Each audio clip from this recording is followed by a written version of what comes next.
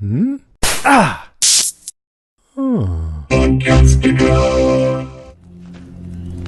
Marjanan, jeśli w zasadzie jeszcze seres. Man anhaveloshak aż aka. Man anhaveloshak jin adorchikate. Fina neve ave maisimai. Anhaveloshak man reshi sandakre. Ana Drogo atakchin. Ana vidrikare sandakchin. Fina na hoira shisher. Bagina do tracazevito yome advisiva cascavel in galamos. Anna vadrivach mahanshi su finni onde ogartikatema vo parako quini win more. Anna koresoki arius more. Vasa floki ambore. My fatigue for Jorsa samba via santo trach. Gini Anna stakaskoi. Anna Drogo keeper. Gini Anna stakaskoi. Anti bias the krasaji. Kascheraki vitiere. Asavason. Dadavason. Dadavason.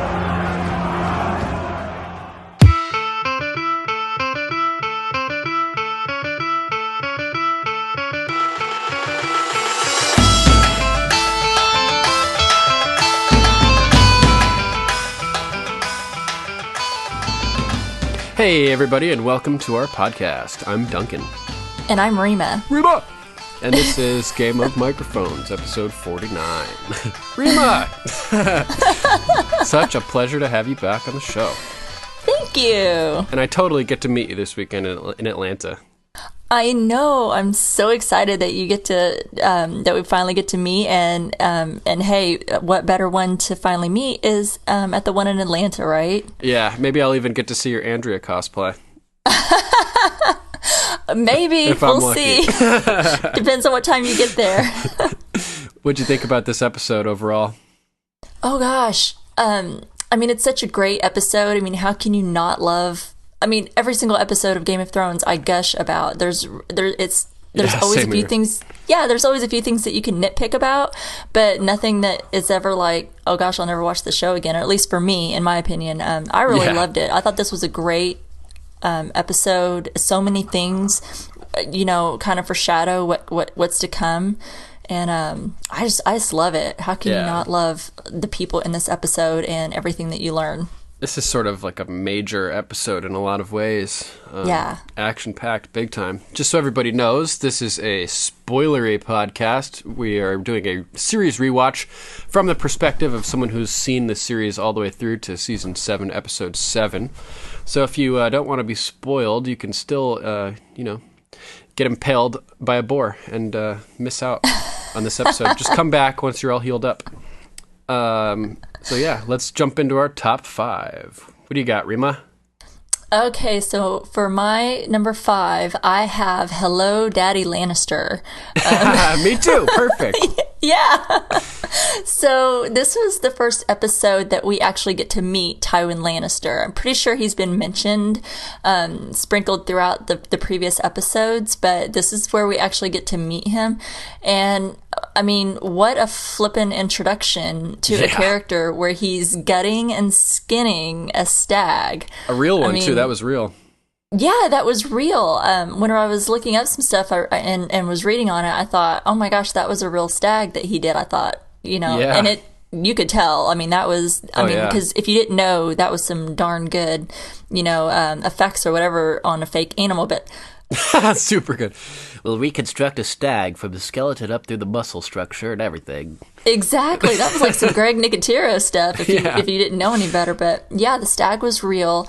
And you really get a sense of who he is right off. I mean, they show you who he is like right away. He's sitting there and he's telling Jaime he was stupid for attacking Ned. And it's like, wow, thanks, Dad. Why is he alive? Yeah, he just kept repeating, he's like, why is he alive? And he just kept, he said that like twice. And Jaime's just like, and you can kind of see it in his face that, he knows that he's let him down, and he's upset that he let him down. And you can tell it's not the first time that he's... Yeah, it's funny. Jamie's sort of beating around the bush, Tywin's like, why is he still alive? And Jamie's like, one of the Lannister men stabbed him from behind and through the leg and interrupted me. Yeah. And it's like, okay, then why is he still alive? He's like, exactly, it wouldn't have been clean, Yeah, he is not taking any excuses at all. From Jamie, or I think from probably anyone. He expects things. He has certain expectations, and when you don't rise to those expectations, he's just disappointed in you, and he's going to let you know about it. Or he'll divert the Tumblestone River over your stronghold and just obliterate you. Yeah, he's even pissed at Jamie for becoming a King's Guard, which is like an honor. High honor. And not just a member of the King's Guard, but like to be in command of the King's Guard. And, he's pissed at him for that, because, he wants him to carry on the line. And we know as a King's Guard, you take an oath where you can't, take on your family titles and such. At this point, just to clarify, Barristan is still the Lord Commander of the King's Guard. But okay, that's right. It's later on, right after Barristan. Yeah. Once Barristan is dismissed, I think Joffrey appoints Jaime as Lord Commander. You're right. And the other funny thing here is that the Mad King appointed Jaime to Kingsguard as a snub to Tywin to remove his male heir from the line, essentially. So Tywin has understood the political implications of it the whole time that Jaime's been a Kingsguard and resents Jaime for it. But Jaime just wants to be close to his Cersei. Right. He's never truly been that upset because he's never wanted to, at least that's what he's always implied and said, is he never had any interest in anyone else. He wants to be in King's Landing. He wants to be with Cersei. Yeah, the only woman he's ever been with. Exactly. So he's not too upset by it. But yeah, you're right. I forgot Sir Barristan was still there. I'm kind of living in the other seasons still. It's hard to get my mind wrapped around. It hasn't been clarified. It's hard to kind of bounce back and forth with everything that that happens to come back to season 1 and kind of put my head back around how things are now, and that hasn't happened yet. But regardless, eventually he does, become, the commander of the King's Guard. He's pissed about that. It's like nothing, his children can ever make this man happy. And I like the line that he says where he says a lion doesn't concern himself with the opinion of sheep, which really just gives you a sense of this guy. And I like when he makes a statement about, he's telling Jaime, he's like, your mother is dead, I'll soon be dead, and when you and Tyrion and Cersei and her children are dead, all that will remain is the family name. Totally foreshadowing. And it's like, look where we are, today. A lot of that has come true. The only 2 left are, 3 is Jaime, Cersei, and Tyrion, the 3 children. And we've seen what a mess they are and how divided, they are right now. So that's my number 5 is, Hello, Daddy Lannister. It's our introduction to Tywin Lannister.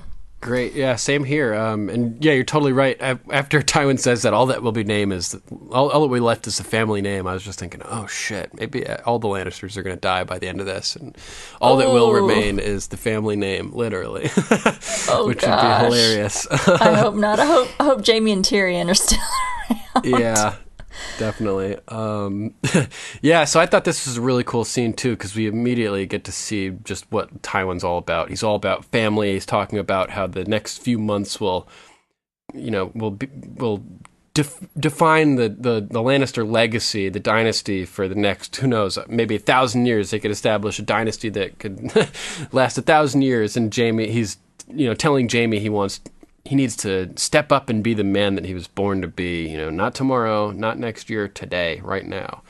We just get a really good grip on Tywin. We learn that he doesn't necessarily have a high opinion of Tyrion at all. When Jaime says to him, I didn't realize you placed such high value on my brother's life. And he says, he's still a Lannister. He's right. Even if he's the lowest one of us, he's still one of us. And you see that so much. you get that feel for it like, damn. But then you really, to see it later on in other episodes, how awful he is to Tyrion. This is a really good introduction scene. Definitely. And having been missing Tywin for a while, such a powerful character, is just so good. And oh yeah. And Jaime is like Jaime's a strong dude. He's an intimidating badass, in a number of levels, right? He's physically imposing because he's big. Mm-hmm. He's great in battle. Yeah, he just looks like he's good at stuff. You know what I mean? Yeah. He's got a sharp tongue and wit. He's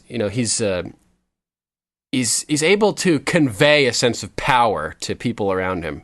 And he's cowed by Tywin.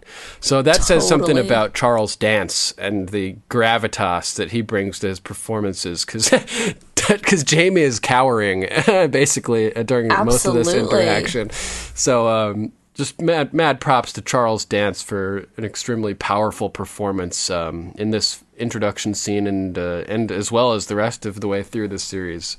They just couldn't have cast this character better, I think. Oh, I totally agree. I really, really despise the character, but the actor, like you said, Charles Dance, he had such a wonderful performance, and not just in this episode. It was such a great introductory episode to kind of prepare us, like, okay, here he is, and this is what he's about, to kind of prepare us for the harshness that was to come, in later episodes. And that performance, like you said, Jaime's, an intimidating figure with who he is and his family name. He's great in battle. Like you said, he's like good at everything, and he's admired. But then in front of his father, who, he's like a little boy. He looks like a 5-year-old boy standing in front of his dad. It's so crazy. It is crazy. So yeah, you make a really good point. Yeah. Wonderful. And I just love how they introduce him. First off, we kind of pan across the Lannister camp.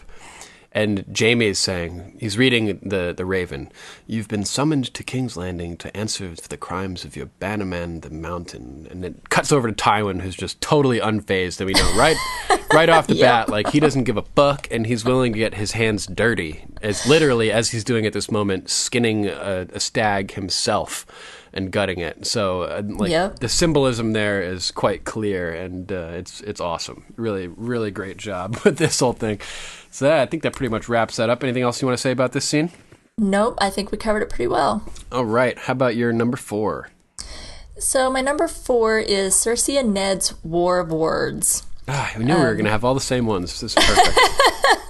We're totally in sync today. Yeah. That's awesome. How can we not be with this episode? It just has so many big major things that are important, I know. So many, like you said, big things that happen in this episode. I think we're definitely probably going to be like that throughout the rest of this discussion. But that is such a big part as well of not just this episode, but of other episodes. Rewatching this episode just kind of brought it all back full circle for me as to how much Ned underestimated Cersei.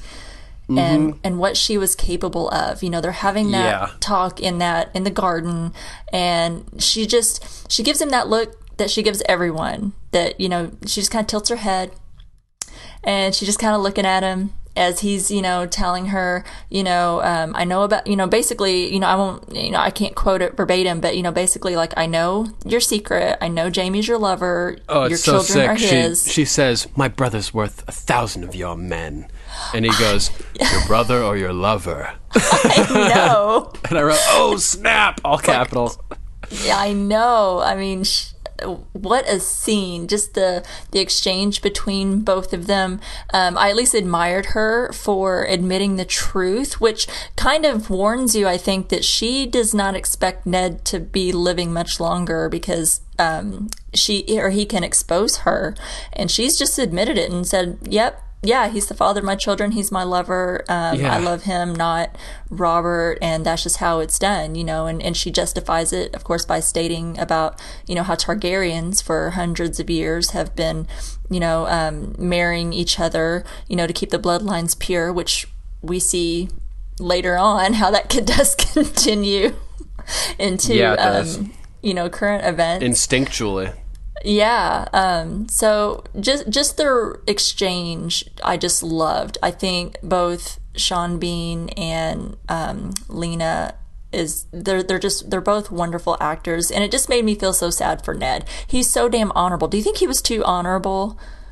I know people say that a lot. I think he could have been just as honorable, but been slicker about it. Like, instead of saying, when the king returns from his hunt, I'll tell him the truth. You have, until then to get the fuck out of here. He should have just been like, guards, take this woman into custody. You know what I mean? Yeah. She's just admitted that the kids are bastards. You know what I mean? I know, because why do you think Ned didn't tell Robert when he was still alive? I mean, I know he was off on his hunt. He comes back and he's injured. He never said anything. He even has a moment alone with Robert as he's writing that letter. And Cersei is terrified. Yeah, you see that look. She's like, oh my God, it's going to go down. She's like mentally preparing. Robert, my sweet. Everybody out. Exactly. You can see that fear when Ned enters the room, and she's like, uh-oh, is he going to do it now with everyone in the room? And then she's even fearful when he dismisses everyone. So it's like, I wonder why he didn't say something. Why was he holding back? Was it because he was ill or, wounded or something? I mean, he couldn't have thought he was going to survive that wound. Yeah, maybe it was because he didn't want to... it's like he's already dying. Everything afterward, Ned's going to have to handle anyway. So maybe he just didn't want to have... to basically tear King Robert's entire world apart. Everything he knows to be true, just destroy that as well before he dies, just to make it even more painful for Robert. I mean, maybe that's why I just didn't want to cause him further agony, mental anguish or agitation. What a scene that is! Yeah, man. That was another great one. Yeah, it stinks. It smells of death. Don't think I can't smell it. I know. Jeez. And I love it when he tells him, get me something for the pain and just let me die. Yeah. Let me die. But yeah, that's, I don't have a whole lot to say about it, and I'm not going to quote everything. I think we all just sit back and watch that scene and just be like, wow. So much happens with not a lot of words, and I think Ned, it's like he's so good at strategy, like with war, and how to, it's like he knows how to run things, but he spent so much time in the north, because it seems like he hasn't been south since since the fall of the Targaryen line and King Robert took the throne. It's like he hasn't been down south since, so he's been stuck in the north, and he has absolutely no idea some of the political things that happen, and that he underestimated so many people, and that was, I think, his downfall. So it was just a shame. It was just so sad knowing what happens to Ned and his family, and watching these. It really is. So he should have, like you said, I think I agree with what you said. That was pretty accurate. Is he could have still remained honorable, yet been a little bit more slick in who he trusted and who he talked to. Yeah, and just taking him into custody right at that moment. It would have been the right thing to do, because that's what Robert would have wanted to have been done. He could have just done it preemptively. He's speaking for the king at this moment. He's the hand of the king. He would have had the authority to do that. Yeah, I have written down in my notes, I wrote, when the king returns from his hunt, I'll tell him the truth. And I have all caps, no, Ned! Ned's problem is that his problem isn't his honor, okay? Honor's cool. I'm an honorable person too, I feel like I feel a kinship with Ned for that same reason. We, many similar values, The difference between Ned and me is that I can think like a criminal, That's Ned's problem, is that he's honorable, which is good, but he can't think like a criminal as well, and use that knowledge and that thought process to plan honorable ways to interact with dishonorable people. He needs, if he was who he is, with Littlefinger's capability to predict other people's actions, because Littlefinger thinks like a criminal, then Ned would have been awesome. He would have survived this. He would have been able to handle this whole situation, but he just can't think like a criminal, And yeah, that's true. That's a really good point. I guess I hadn't thought of it that way, but yeah, that's true. He's not. he's not putting, because I think Tyrion said something later to Dany in this last season when, you know, he's like, you have to put yourself in your enemy's shoes, because how else are you going to be able to anticipate what they do if you can't think like them? Right. I know it's not verbatim, but that's basically what he was telling her, and I think that's something exactly. I think that's something that Ned kind of missed the point on.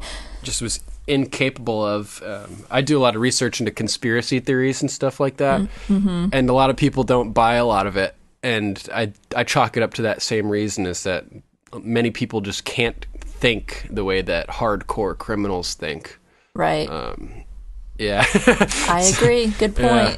So it's pretty interesting. And I like the conversation that they're having here, because Cersei is being like blunt and straightforward, and Ned is being pretty slick. Despite not being able to think like a criminal, he's being really slick with his wording. Mm-hmm. He you know, your brother or your lover, and she admits it. And then he's slick. He figures out what happened with Bran in his head, and instead of asking, he states it as a statement. You know, he says he saw you with Jaime, and that Bran saw you with Jaime. It's not like he's asking; it's more like he's just stating it. Yeah, that's fact. Yeah, and she agrees, and confirming that, which blows his mind. And then somehow the kids get brought up, and Ned does the same thing, and they're all Jaimes. Thank the gods, she says. And it's crazy. She goes on to describe her excitement, her initial excitement to wed Robert, and how seeing him in the Sept on their wedding day was the happiest moment of her life. And it's heartbreaking, the story of Cersei. She's deeply traumatized and dealing with post-traumatic stress from her experience with this. The whole, all she wanted was to be queen, obviously, like any little girl wants. She was going to marry the prince, and then she gets to marry the king, and then on their wedding night, he whispers Ned's sister's name into her ear. Yeah. Which is how differently things might have been had that event not happened. You get these little hints and stuff of well, what would have happened had this been different or whatever. That might have, I don't know that it would have changed the fact of, of her love affair with Jaime, because they act like that's been going on since they've been children. But maybe she wouldn't be so bitter and angry. Exactly. I mean, she is just a horrid, full of this vengeance and anger over full Robert. Of bile. Yeah. So I think she's always been a nasty person. I think that we saw that, and when she was a child, when she visited the witch in the woods, when we saw that flashback, and we learn about the prophecy that she believes in. Good call. And also when the Red Viper talks about going to Casterly Rock and her pinching little Tyrion's cock. Yeah. And being a dick about that. Yeah, so she's definitely been pretty nasty, it seems, all her life. But I wonder if that was like a big turning point for her, or if it would have even mattered. I don't know. But she certainly had that hatred towards Robert for that, because she does admit her love for him at one time. Yeah, well, and I kind of thought the same thing about Joffrey, because I feel like Joffrey, when we see Joffrey, as he's little, prior to Robert's death, he's still a little shit. He's a spoiled brat, coddled by his mother, completely entitled, or feeling entitled. Yeah, they're like the same person. Yeah, they're like, she's like a female Joffrey. You can see where Joffrey gets it from her at a young age, how she is, and you can see that as Joffrey too. And I wondered that from when King Robert died, and you see Joffrey sitting on the side of the bed, and he actually looks upset. Looks distraught, yeah. He does. He looks very upset, genuinely upset that his father is dying, and he looks kind of scared. You almost see a scared little boy instead of that little shit that he is. Yeah, maybe that's what it is. Maybe because he's more off the deep end than Cersei, you know what I mean? Like, he's more of a total psychopath. Maybe it's fear and not, like, love that you're seeing, his look of anguish as his father's dying. Maybe he's just possibly scared. Because, I don't know if he's capable of feeling emotion like that. Like yeah, love, you're right. You know what I mean? He's a sociopath. I don't think that he's capable of those feelings, because he doesn't even feel anything like towards his own mother. You see how awful he is towards Cersei later on, after King Robert dies and he becomes king, and he becomes more, you see that monster comes more and more to the surface. Even Cersei is like fearful of him and can't believe how awful he is. She still defends him. Remember when she slaps him? What does he say to her? Oh gosh, like you're lucky, something about, isn't it like you're lucky you're my mom, or that'll be like the last time you ever do that, or... Oh, that was after she slaps him. Before, I think he's like, what does he say? You must have been a vaguely beautiful woman back in your day, or something. Oh, yeah, because she's old now, right, to him. So old. Yeah, don't ever say that. Don't ever say that to your mom or any woman, because you will get slapped. But anyway, I kind of went off on a tangent there. But I don't think she was ever going to be, the sweetest, kindest person if Robert had really loved her and returned her affections the same that she had for him on, prior to their wedding and on their wedding day. And proud to be his wife. But I just wonder if things had been different, what would have been different. Yeah, would have been interesting to know. Good, really good scene there. That is like, that's the scene where we get the line. You when you play the Game of Thrones, you either win or you die. Yeah. All you needed to do was climb the steps yourself. The biggest mistake you've ever made. And Ned's like, that was not a mistake. And she's like, oh, but it was, Ned. It was a mistake. Ha ha ha. She's crazy. You can just hear that evil, sinister laugh. Coming out of her. Yeah, that was a really great scene. So, not a real long scene, and no wasted words. No wasted words at all. Yeah, everything very well written. Yeah, really good. I think that pretty much sums that up. I don't really have anything else to say about that. I don't either. Awesome. How about your number 3? So my number 3 we may branch off here. We may branch off. Let's find out. We'll see if we're 3 for 3, but maybe not. My next one is Littlefinger's speech.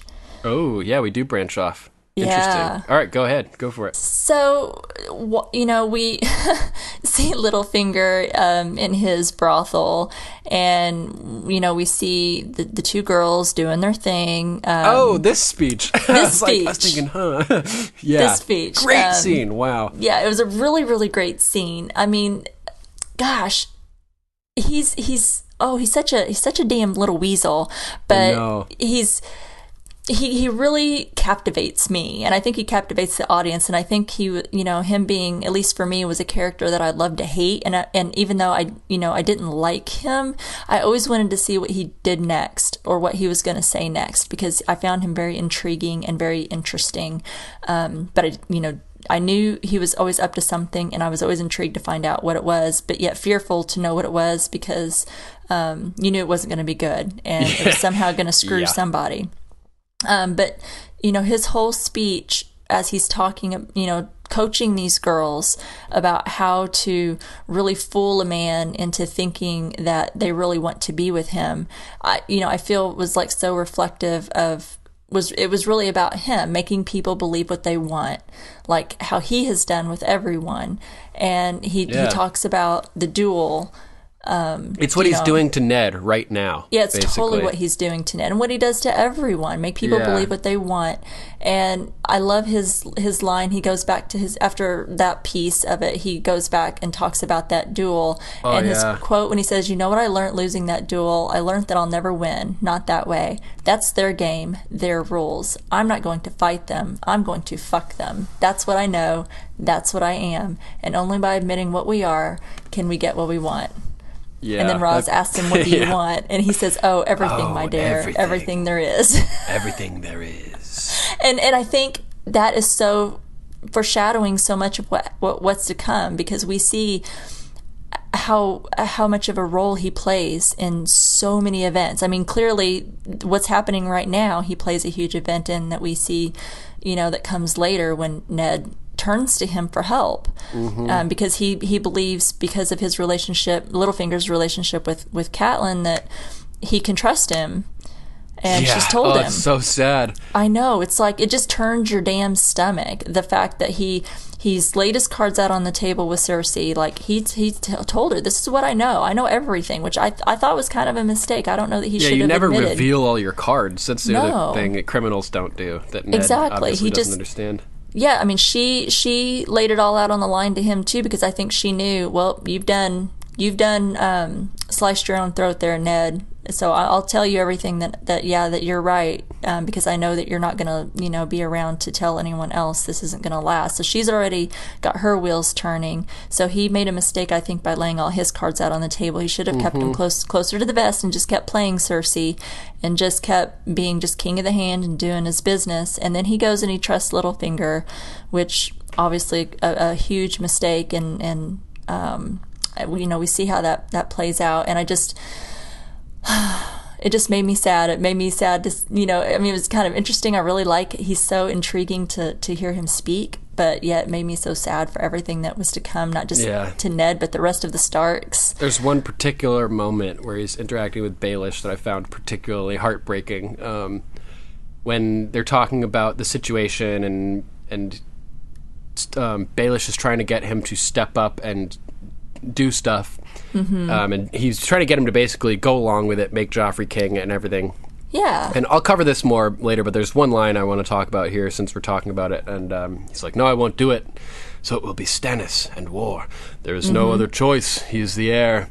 And then he goes on to say to Baelish, you promised Catelyn you'd help me. And the way he says it, it sounds like he's relying on a promise. It's all he's got. He doesn't have leverage here. He's just hoping and praying that Baelish will help him, and you can hear it in his voice when he says it. And it's just really the way that he gives that line is pretty telling, and it just it hurt me to hear it. You know what I mean? Yes. He sounded really pitiful, kind of when he said it, which is sad. Yeah, I mean, Ned didn't have too many people he could rely on with his knowledge and his help, knowing that, he's the move that he's going to make by having, Cersei removed and Joffrey removed and trying to put Stannis in his place, that's not something that is just done, without, people backing you. So... And that's why he does go to Baelish, is because, he knows, well, at least hopes that he can help him. And, like Littlefinger tells him, he's like, the City Watch follows the man that pays them. Yeah, that was an intense line. Yeah, it was. True. Let's jump back to the sex scene. Yeah. This is a great episode because we get to learn a lot about a couple important characters. We get to learn a lot about Tywin in his introduction, and then we really learn a lot about Baelish in this scene too. Oh yeah. We learn about his motivation, that he just wants everything. We learn about his tactics, that he doesn't fight, he bucks, that he'll lure you in, make you think what you want to think, and then use it to sabotage you. We get to learn about more about his feelings for Catelyn, which kind of put a lot in perspective for me. Because we've been kind of wondering, does Baelish love Catelyn? Does he love Sansa? Or is he just, politically inclined and driven to sit at Winterfell or something like that? And it's sort of answered in this scene. Did you pick up on that? I think that I did, but it probably differs from what you're thinking. But I'm interested to hear what you think. Sure. Yeah. There's one very specific coupling of lines that really lays out his true feelings. I think he's not talking to the person who he's talking to doesn't know who he's talking about, so he's more honest than he would normally be. And he's talking to Raz and. He tells the whole story about the duel and everything like that, and how much he cared for this woman and everything. And Raz says she must be very beautiful, and he goes, "No, impeccable bloodlines, though." Yeah. So that tells you what his real motivation is. He didn't really care about Catelyn at all. He cared about her dynasty, about her legacy, about her family, and he wanted to be in on that and be a Tully, essentially, and. Get in the line. That was his way to power, which is what he really wants. So this is very revealing. He didn't even think that she was beautiful. You know what I mean? Didn't care about Catelyn at all. Just care about what she stood for, essentially. Which we can see again when he uses Lysa in the same way. But I guess he must have liked Catelyn a little more than Lysa, considering what he told Lysa, about. loving her sister.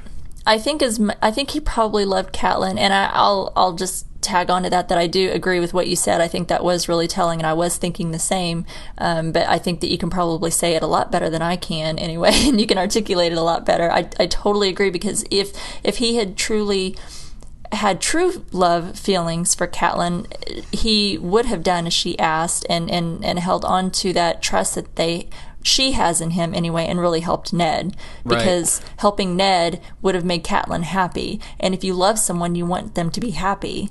And he instead turned it in his own favor, because he is so power hungry that, I think that is telling. Maybe he really, just desired her for what she could have brought to him in life, as far as rising him up from the small stature that, and I don't mean like height, but like the place that he came from, that it would have rose him up in status.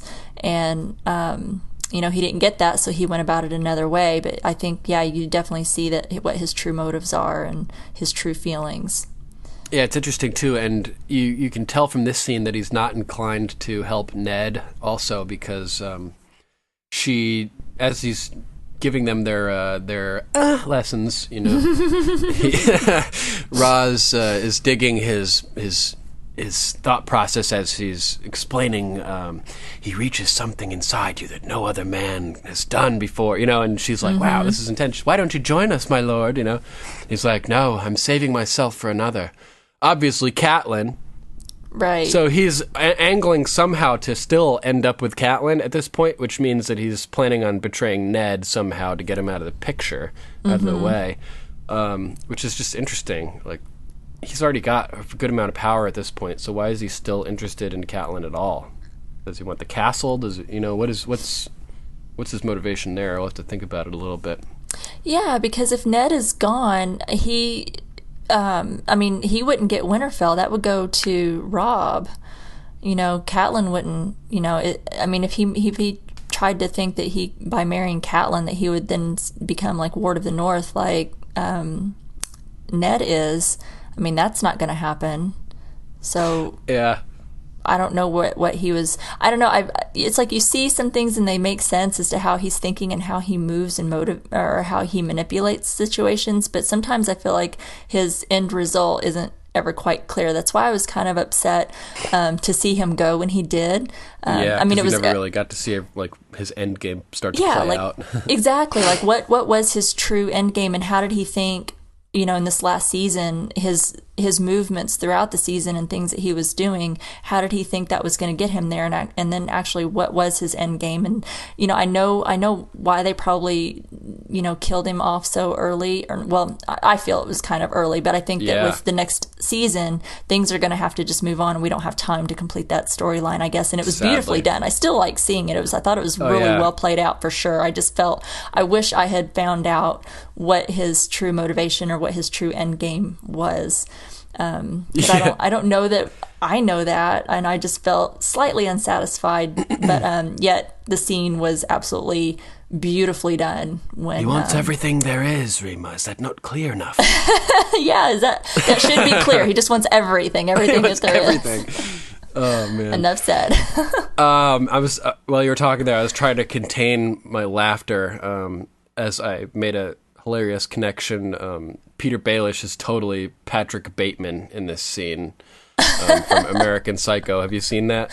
I have seen that. There's one moment in particular that I'm thinking of where he turns to Raz and says, "Play with her ass," and it reminds me of Patrick Bateman. Don't just stare at it. Eat it. But while he's telling the story, I have written down in my notes, tells the story of his duel with Brandon, if you can manage to focus on what he's saying through Raz playing with the exotic girl's ass. He's just a boy, she said. Jesus can't focus, I have written down. So I was struggling to pay attention to what Baelish was saying, completely distracted by the sex position that was occurring in the background. It was hard to maintain some focus on what he was saying a couple times, because it's quite a scene. There's a lot going on, that causes some distraction. So Oh, I agree with that. That's great. Anything else you want to say about this scene? Nope. All right, so we'll move to my number 3, which is Jon being groomed for command. Yeah. Which is pretty exciting, and really funny the way it sort of plays out. Jorah Mormont is monologuing at the wall about brotherhood and solidarity, prepping for the novices, or whatever you would say, the apprentices, to take their vows and become brothers of the Night's Watch. They're all lined up to be announced to what section of the workers, or where they'll be assigned, right? And they're listing off names and positions, and what's his face? Gren is given the position of ranger, and Jon looks over at him and kind of elbows him and has a huge smile on his face, really big, funny smile.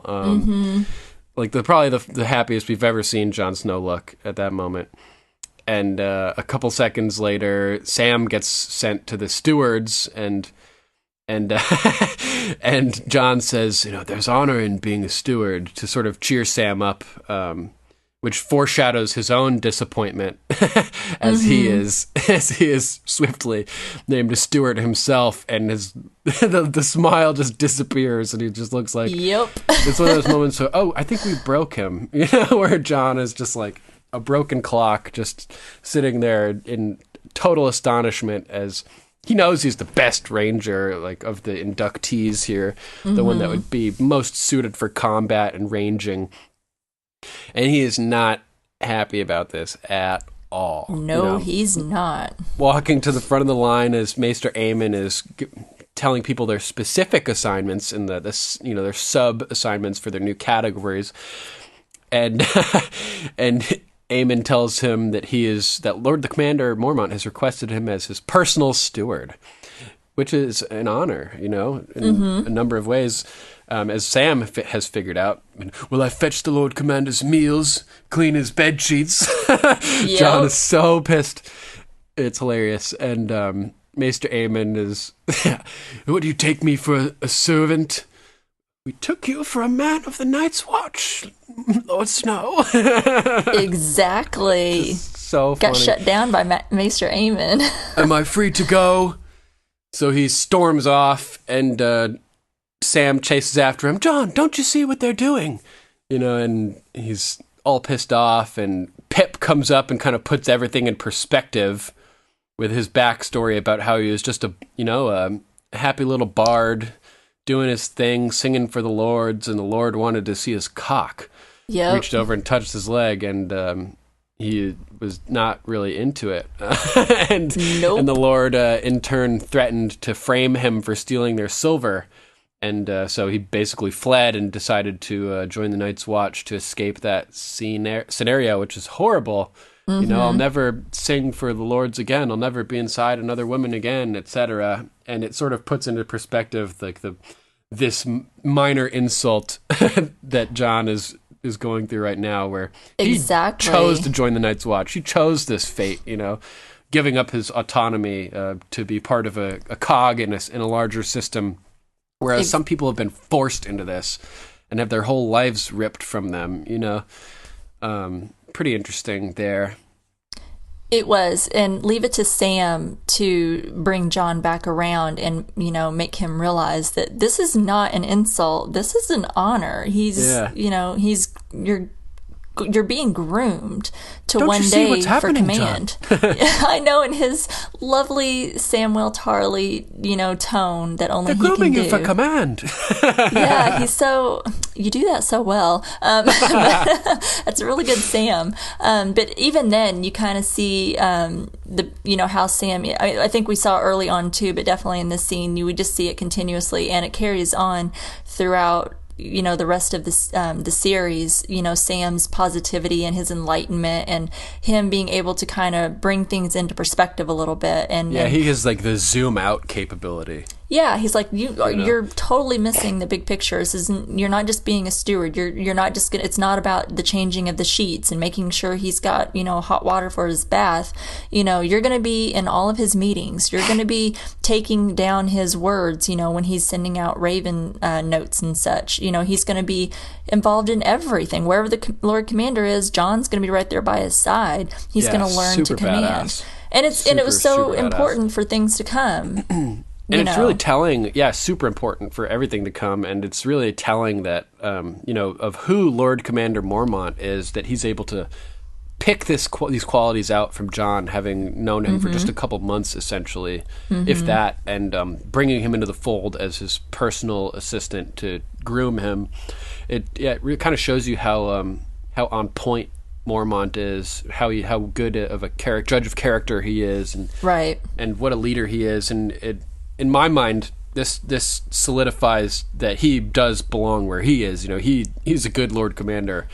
There was a lot happening, and you make a good point about Jorah Mormont and what he sees in Jon, and I think that's where we saw Jon's, he had a bit of an ego problem there, in the beginning when he gets to the Night's Watch, where he's real cocky about being a better fighter, and he was teaching everyone to try to fight, and because you've got boys who've probably never picked up a sword before. They're not soldiers. They're criminals, or they're bastards, or not many of them come from the same background that Jon did. Even though Jon was a bastard, he had the same training and grooming at Winterfell that Robb and the other children had. Yep, just didn't have the perspective. Exactly. So he had a bit of an ego when he got there. It was like, I'm kind of better than all of you. And he says that, he's like, I'm better than all of you. And I've got to be a flippin' steward. That is not the best use of my talent. Very Theon of him. Exactly. So the same episode, Theon talks to Asha about referring to their betters by their titles. Right. Like, I'm better than you, Asha. Yeah. Sorry, I didn't mean to cut you off there. Just no, that was really all I had to say. I just, because that kind of goes into my number 2 a little bit. I had that in there as well. So I was just kind of making a point about that, about his ego. But, I think that we definitely kind of see that broken down as we go, because he does, I think, start to learn, from being, his steward, and how to lead, how to command. And I think it breaks him down, and I think that serves him well to come, not just being around Jorah Mormont and learning how to lead and be in command of people and an army and doing what he needs to do, but also it kind of broke that ego, I think, a little bit, and we see that making him steward.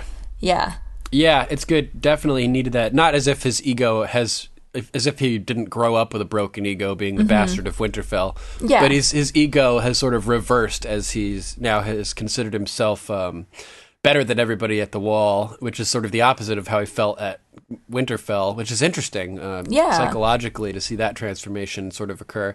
But there's a great parallel that you just made me think of based on your analysis of his psychology here. Last episode, we had Dany sort of breaking her chains as her slaver Viserys is killed, and sort of stepping into her own as a queen and as a Khaleesi and becoming herself, right? And Jon is sort of really stepping into his own now as well, becoming himself, aside from a couple little character flaws like him freaking out, misinterpreting this assignment.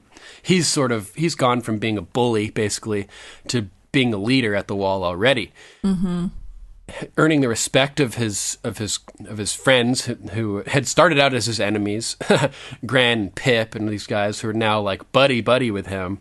The way that he's bumping elbows with Gran and smiling as he's announced to be a ranger, and it's really cool. He's sort of stepping in his own, and he's being recognized as that by Lord Commander Mormont. And it makes sense that Lord Commander Mormont would be paying sort of particular attention to the Bastard of Winterfell anyway, considering he's Ned Stark's son and Benjen's nephew, and they're going to want to see who he is and what he's capable of and what type of person he is. So it all makes sense, but it's cool to see the parallels as Jon and Dany both sort of step into their own as in the same part of the series. They've both been suppressed. Dany was a slave, essentially. Jon was a bastard, the lowest of Winterfell, and they're both growing and becoming leaders in their own way at this particular point in time, sort of concurrent with each other in terms of the story, which is really good, well thought out, well laid out storytelling for sure. Exactly. And I think that Jon saw, because he wasn't going to really be able to go anywhere in where he was at Winterfell. He was a bastard. He wasn't going to inherit anything, from Ned due to his stature. Bastards just don't, at least in that part of the world, don't get to go anywhere or do anything, and that's just how they're always going to be known, and that's what he lived with. And even though he didn't really have, I don't think, much of an ego at Winterfell, but I think he saw an opportunity that at the Wall he could be somebody, right? And exactly, and that's why his attitude changed so much, and why it sort of flipped, because he saw that he could step up, and he had skills, and that he was talented, and good point. That he had this opportunity. Yeah, that he could actually be somebody. And then his Uncle Benjen's there, so he's got some, familiar faces. He knows he's kind of already got an in, he feels, or at least I'm just, just speculating here, but that's how I kind of feel like his ego kind of changed, because, despite being a bastard at Winterfell, Ned made sure that he had the same kind of training. He was trained by, great swordsmen. Yeah. It was just a stature that he was never going to be able to inherit anything, and Ned couldn't really claim him as his own and make him legitimate or anything. So that was his opportunity. He probably could have, considering he's best buds with the king, he could have had the king legitimize Jon. It's possible. But, I think it's probable. I think Robert would have done it in a second if his boy Ned asked him, He's like, listen, Robert, I've come south to help you rule the kingdoms. I want you to legitimize my bastard. He's like, done. He might, right? Yeah, I think that's a good point. Who knows what could have happened there potentially? He would have been a Stark, but he was never really a bastard, so he never really could be legitimized. So it's not something that Ned could even ask, because it's impossible. Exactly. Yeah, he really was not the bastard that we thought him to be. So yeah, and it's interesting too. Jon, he may not have been able to inherit Winterfell or marry a lady or anything, but he could have, lounged in a badass castle for the rest of his life and not a bad way to go. Life. Yeah, in terms of Winterfell life choices, it's high up there. I mean, Westeros life choices. That pretty much sums up my number 2. Sorry, what were you going to say there? No, I was just going to say, what did Tyrion always say, how he wanted to die? Either it was Tyrion or it was Bronn with... old in my own bed with a woman's mouth around my cock. With a belly full of wine, woman's mouth around my cock, and that's not a bad way to go. Yeah, I think and Tyrion's reading my mind, basically. Absolutely. What's your number 2, Rima? We've kind of already talked a little bit about it. It was Jon takes his vows. All right. I really like that whole moment. As they're talking about how they're all going to take their vows, and if they're gonna, where they're gonna go if anyone follows the old gods, and that they can go find the wirewood out past the gate. And I really love, Jon and Sam's relationship. I just love those two. Yeah, best buds. Yeah, best buds. And Sam always has a beautiful way of speaking, which we see. Like every time he has a scene, he always has a way of making people see reason, or just a beautiful way of wording things. Or just being funny as hell. There's one scene where it goes up to the top of the wall, and my note here starts with all caps, Sam is so funny. I miss girls. Not even talking to them. I never talk to them. But he misses them all the same, right? Yeah. Well, I like it whenever they're in the stable, and he's trying to tell Jon, don't you see what they're doing? And, Pip comes in there, and like you said, Pip talks about his story, right. What really happened. He didn't steal a wheel of cheese to feed his sister and his family or anything. This is what happened to him. And, Sam looks at him, he's like, will you sing me a song, Pip? I'd like to hear a song. Right, and Pip kind of storms off. And he's so innocent and lovely. You can't be mad at Sam ever. Yeah. But except for when he ignores Gilly when she's talking about Jon's non-bastardhood. I know. Such a typical guy to have that selective hearing problem that all men seem to fall victim to. That he just hears what he wants to hear and completely, kind of dismisses as she's talking about something interesting and very important. Although it seems to come to light later, I think it corrects itself. It does. Yeah, it's the only time we ever see him really agitated or in sort of a mood. You know what I mean? Like Sam's been through so much. they're like beating him with swords and calling him pig boy and stuff, and he's just sort of like, I'm a coward, it happens, like the first time we see him, thanks Jon Snow, like everything just rolling off his back, like they're beating him mercilessly and making fun of him and everything, and he's not even getting riled up at all. Yet he's reading a book in that scene with Gilly, and he's so pissed off and like not paying attention to her. It's hilarious because he's pissed at Gilly, or not really pissed at Gilly. He's pissed because nobody's listening to him, but yet he does the exact same thing to Gilly. He's not listening to her. That sucks. Yeah, that sucks. That's hilarious. But lovely Sam, standing up with Jon, saying he wanted to take his vows, to the old gods. How about his logic there too? Yeah, absolutely, because his father kept the new gods, his father before him, but hey, they never listened to any of his prayers, so why not try the old gods? And yeah, so cool. And we just, as I mentioned, Sam's been through a lot. He has, and you said it really well when you talk about how when we first meet him at Winterfell, he's getting beat up, he's getting made fun of, he's getting called names, he's taking all this abuse, and it's just rolling off of him, which just tells you how much he's put up with it over the years. Yeah, he's like, oh, this is nothing compared to being chained up by my father and told that he'll kill me in a hunting accident. Exactly. I mean, that's horrible. He's been through horrible experiences because his own father hates him so much and treated him so badly, throughout the years that, hey, this is nothing. He can totally take all this abuse because it was way worse in his own home where his own father wanted to kill him. He's like, you either join the Night's Watch or you're going to be dead. I'm going to kill you. At least we know now that karma catches up to Randall Tarly. Oh, boy. Well, sadly, it takes Dickon as well. I was going to say, and the only bad side of that was, it took Dickon as well. I really was interested in seeing what his character, if anything, when we were introduced to him, and not just because he has amazing abs, but did we see his abs? Yes. Oh, I don't remember. I just remember seeing him in his armor, and he looked monstrous. He's a big guy. He's at least 6'3" or 6'4". I'll send you. Well, if you're interested, I'll send you a picture of what he looks like. I want to see his body. Oh. If that does it for you, Duncan, I'll send you a picture. I was plenty happy with just Roz and Exotic Girl. That was fine with me. Those are the abs that I like. You can take my word for it. The man is well built, and I appreciate and not the just offer. for those reasons, but I thought, well, let's see what he does. Without Randall Tarly, around. Right, without that domineering force above him, it would have been interesting to see how Randall would lead House Tarly. I mean, Dickon. Exactly. But I really like that moment. Sam stands up with Jon. I really like when they do go out to the Wirewood with some of the other members of the Night's Watch so they can witness them, taking their vows. And I love the Night's Watch vow. I think they're beautiful words.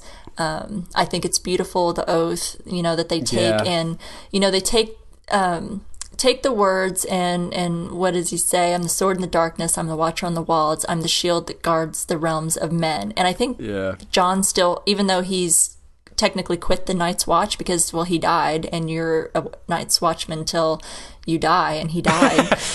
So he has walked away from that and has taken on his role as King of the North and being, Warden of the North, that he's still, I think, guarding the realm of men because he knows the threat coming, or not yet at this point, but now in further seasons. There's a way that Jon is able to have that zooming out capability that Sam had earlier.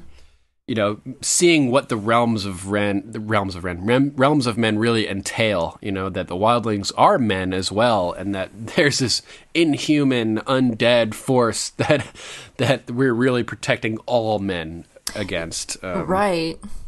Because he's not just protecting the North when he's, in this last season when he's doing what he's doing. He's protecting all of humanity. So I think that he's still kind of may not be in the Night's Watch anymore technically, but I think that he still holds true to that. And of course, being Warden of the North, protecting his own people, but all of man. He has to step up to a greater calling than can be encompassed by the Lord Commander of the Night's Watch position. Right. Protecting the realm now includes joining the kingdoms as well in defense of that. And that can only be done by someone with more power than the Lord Commander. basically. So it was destiny calling. Yeah, it's so cool crazy to see how all these pieces come together and how it forges for what's to come and what we know is coming. So that was my number 2. Not too much to say. I love that whole beautiful scene with them. Yeah, it's that really cool. brotherhood that they share, and then what they share together when they take their vows together. And I just love the vow itself. I love the oath and the words. It's too bad they didn't use the full oath from the books, but it would have just taken too long, too much screen time. Yeah, you gotta fit in what you can, but but yeah, it's still beautiful. Wakes the sleepers, etc. Oh, what's your number 2? My number 2 is Robert down and different people trying to take power. We got Cersei trying to take power in her way, Joffrey trying to take power in his way, Ned trying to take power so that he can pass it to Stannis, who, once he finds out, also tries to take power, Renly trying to take power, got Peter Baelish trying to take power, we've got Dany and Essos trying to convince Drogo. Everybody is trying to take power. The second that Robert is weak, which is pretty wild. Mm-hmm. First of all, it's just hardcore to see Robert. I paid the son of a bitch back in full, though. I drove my knife right through his brain. Asked him if I didn't. And Ned looks over, and so it sucks that Robert didn't come back in decent enough condition to have a discussion with Ned about the revelation, the blonde bastard revelation, which would have been pretty cool to see. Matt, oh my God, he slapped the shit out of Cersei last episode. Yeah. Imagine what his reaction would be finding out that his son isn't even his son and that she's been cheating on him with her brother who's been guarding him. Oh man, there would have been heads on pikes. Heads on pikes, for sure. There would have been hammers through breastplates again. Yeah. Holy shit. I can't even imagine Robert's wrath upon learning that truth. He's like a cannonball or something, Just him. He's like a big round cannonball. He is, yeah. And I could see where he would be very vengeful. Because, you see what happens, with what he believes with Lyanna and her being kidnapped and how vengeful he was and taking down the Targaryens and taking the kingdom for his own. If he had found out the truth about Cersei and Jaime and that his children weren't really his children, I can't even imagine what would have come out of that. And I don't even know the fact that her father being Tywin Lannister would have been enough to save her. I mean, because if Robert had executed her for that betrayal, Tywin is obviously coming with his army, and it would have been war. How that's going to tear the whole kingdom and the whole realm apart. I don't even know that would have stopped him from taking action. I think it would have ended up being the Lannister army versus the Gold Cloaks, the any forces that the Baratheons have combined with Winterfell and the Vale. Mm-hmm. It would have been, the Lannisters would have been put down if this had gone according to plan, basically. Yeah, I think Robert would have had more on his side, just being the king and everyone having to bend the knee to the king and, swearing fealty to come to his side and when needed. He would have had everybody except the Lannisters, basically. Yeah. Because who's going to willingly engage in a rebellion? Essentially at a time of peace. The Greyjoys. Yeah, the Greyjoys, there you go. But yeah, I mean, Rhaegar fucked Robert's betrothed, and the result was the blow from Robert's hammer was so powerful it caved in his breastplate and the chest beneath it, you know what I mean? Yep, knocked the rubies in the water. So if Robert found out that Jaime fucked his wife, it would have been a similar situation. So we get Robert, who, got killed by a boar. He's got a hilarious line in this scene. King Robert Baratheon, murdered by a pig. Putting it in perspective, I'll do my best to honor your memory, Robert. My memory. The Fool King, basically, he's saying, like what a joke. I mean, how many kings get murdered by a pig? Honestly, that's pretty pathetic. But he went out doing what he loves, so He did love hunting, and it was ironic considering that's how he died, because that's pretty much how Robert spent many of his days, was drinking and eating. You know, we knew him, or well, we didn't know him or see him, but Cersei references him on their wedding day as, you know, dark and tall and lean. You know, so obviously he was, I mean, he was a soldier, he was a fighter, you know, back whenever, you know, all of this happened, and he was taking over the, you know, the throne, that he Gods, was I strong back then. Exactly. And even Ned jokes with him, he's like, you've gotten fat, you know, and so yeah, to know that a pig takes him down, you know, that's what kills him, you know, because he's drunk. He's become a pig. Yeah, so you know what I mean. His turning into a pig is what killed him. Exactly, also. He was drunk on the wine. You know, that's what killed him. What we think at this point anyway has killed him. Yes, the pig, I guess, in essence, was the end result, but we know that something came of that later, which we see at the end, whenever, or not at the end, but at the end of that scene, whenever Ned walks out of King Robert's room and Varys happens to question, well, who gave Robert the wine? Yeah, and that was Ned a great and Sir moment. Barristan exchange looks. And his own like, little way of planting the thought in Ned's head. Yeah, and then when they realized that his squire was a Lannister, and then we learn later on from Lancel Lannister how he confesses to, well, it's not really confession because she knows it already to be true, because she's the one that told him. It to Cersei. Yeah, whenever he's talking about it, it's revealed that it was Cersei that had his wine poisoned and made sure that Lancel gave it to Robert, and that's what made him stumble and fall and be killed, you know. So it was interesting whenever I noticed that. I think I probably missed that. It's not my first rewatch that I've done this time around, but I must have, you know, maybe not picked up on it so much my other times that I watched it. But I was like, oh, they planted that seed way back then, and we don't find that out way back, you know, for a little bit. So it is kind of ironic how he died by drinking the wine, which was poisoned, and also being killed by, you know, something he would have been, you know, had he not died, he would have been roasting that night for his dinner. Right, and it's funny, too, thinking back a couple episodes, Ned's like, oh, I'm coming to help you rule. And he's like, ha, help me rule. You're going to rule while I drink and whore myself to an early grave. Exactly, you know, that's all he did. Which he totally does. That's all right he totally does, and he lives up to that. He's drinking, eating, and... Yeah, whoring himself. Whoring around.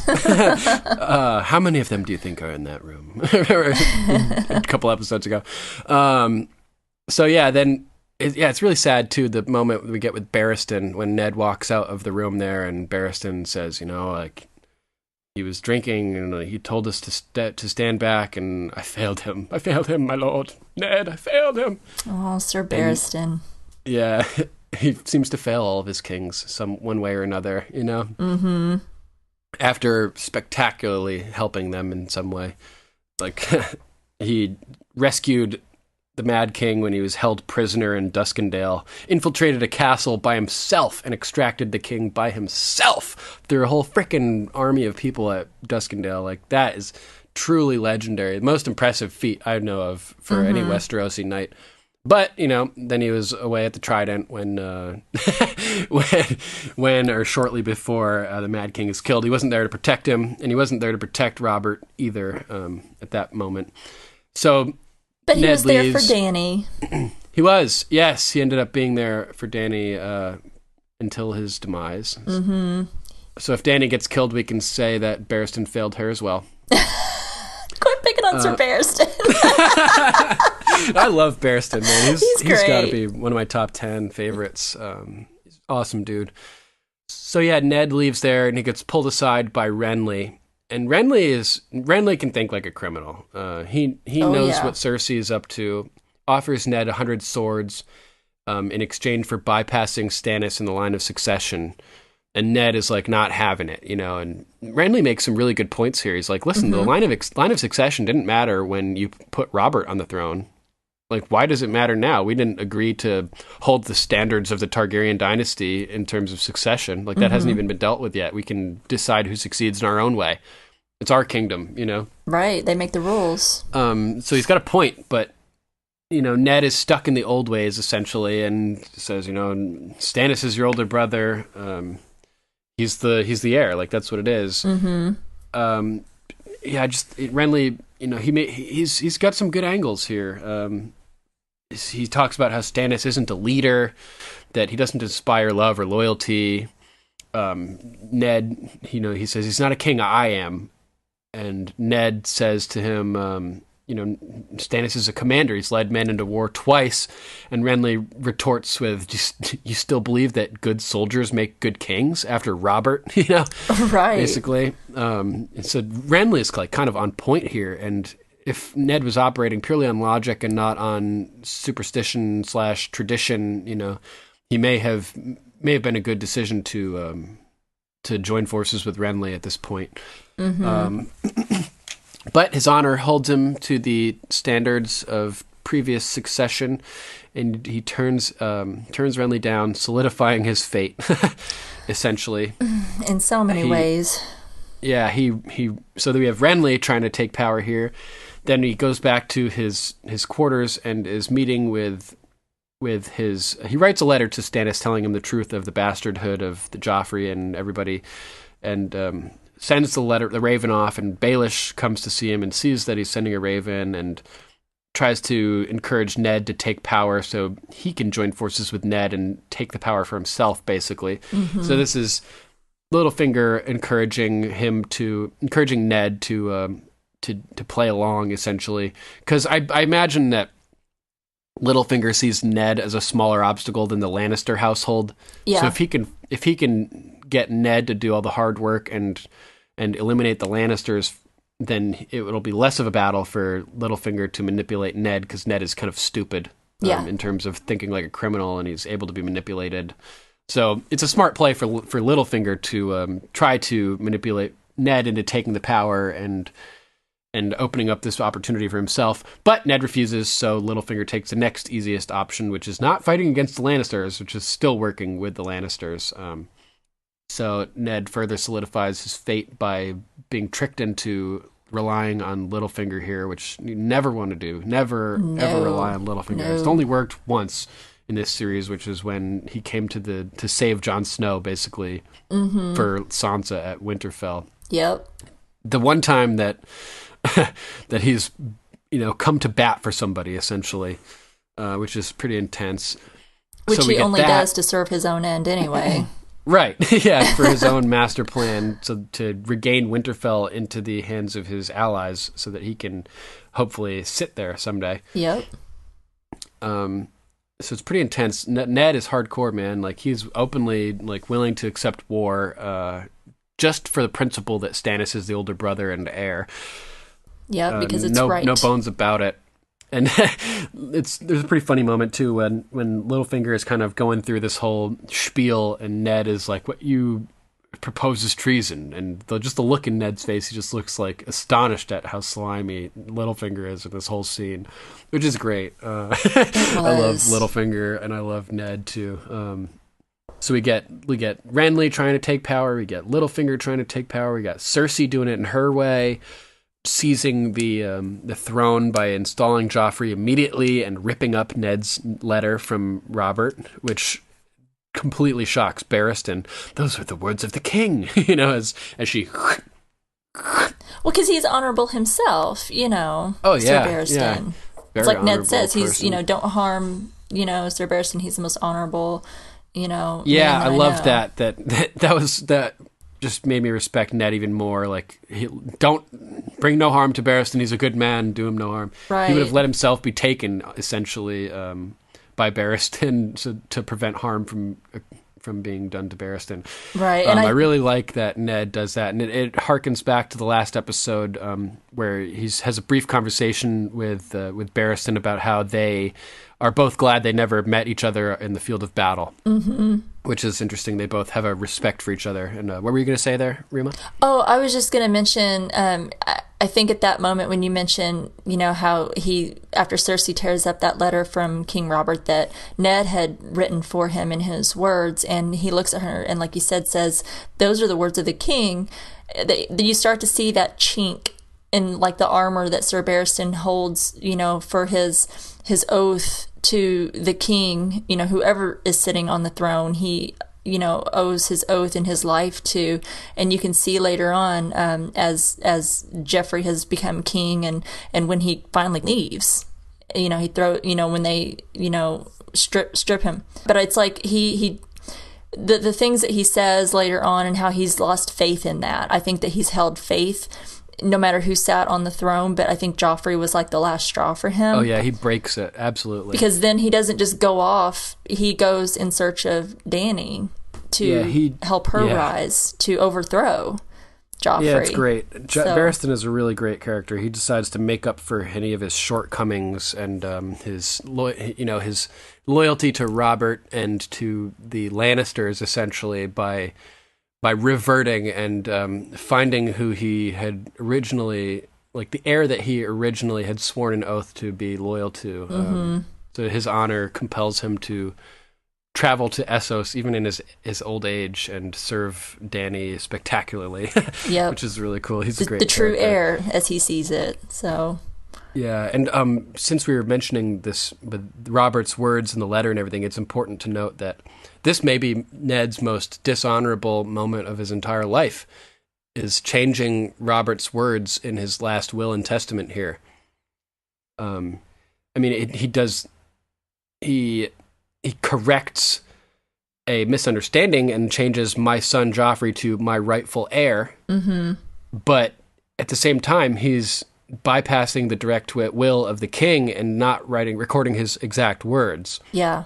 That would have been Robert's will, essentially, bastard or not, was to, considering he didn't know that Joffrey was a bastard, his will was to give the throne to Joffrey, period.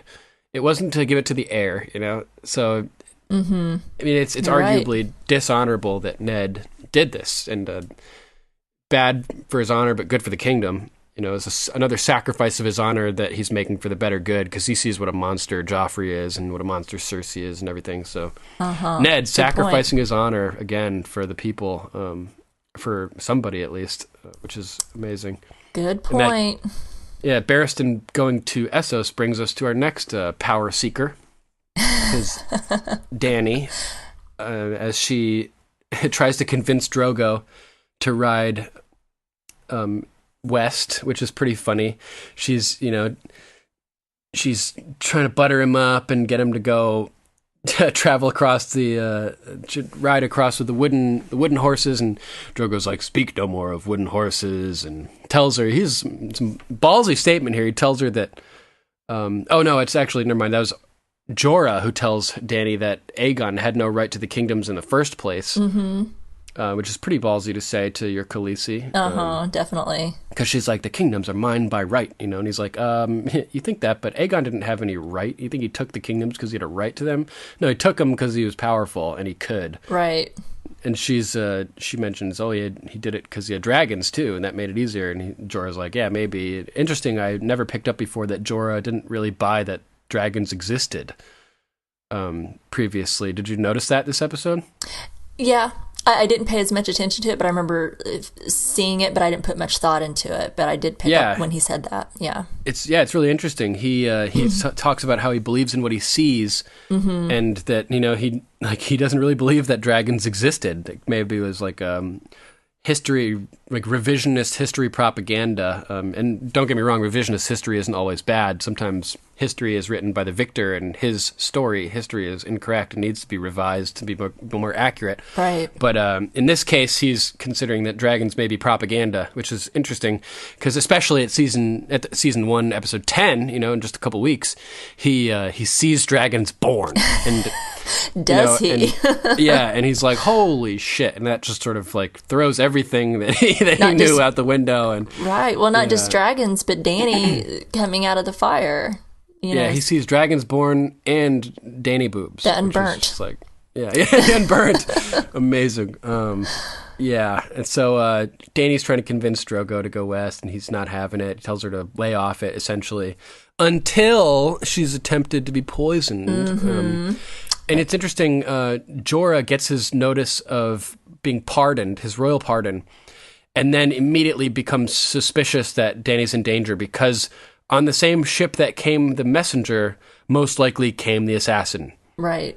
So Jorah knows that danger is afoot. And now that he's gotten his pardon, he's going to have no hesitation in trying to protect her because he's pardoned and he's got no reason to let the assassination go through. He's already got his pardon, you know. So it was interesting that just the timeline there and like the choices that Jorah makes, and I'm really, really happy he saved Daenerys. Yeah, I'm glad he was in tune enough to realize, you know, that as he gets that pardon, that something was getting ready to happen, and he thought of something. But you know, I think that at this point, even though he's spying on her for Varys and essentially Robert, that I think that he would have thwarted any attempt on her. Like, had he known about it prior to, I agree. He would have totally tried to thwart any attempt on her life because he was already completely caught up in her and would have done anything for her. And but that just triggered it, I think, for him. Like you said, that was like his trigger, like, oh shit, something's up.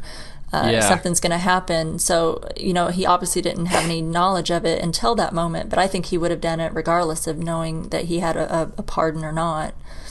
Yeah, I agree. And interestingly, you know, she wouldn't have been in danger if it wasn't for him sending word about her pregnancy and stuff. Mm-hmm. But also, if he hadn't been the informant, he would not have had the information to protect her as well. So right. It sucks that he was an informant and that he was doing all this, but at the same time, being as close to her as he was, it's lucky that he was the informant, because if it had been somebody else, she could have been in real danger. Real danger.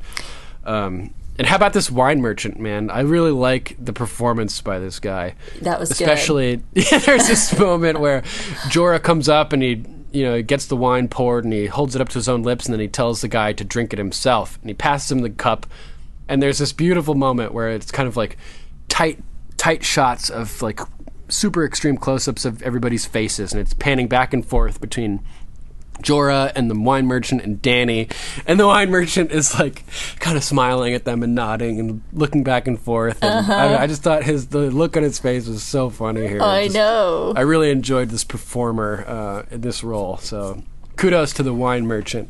Yeah, poor really funny. feller, he didn't fare so well. No. Later on, being naked and drugged by a rope. Yeah, brutal. Got some so full brutal. frontal on a guy He's there. got the dangler out.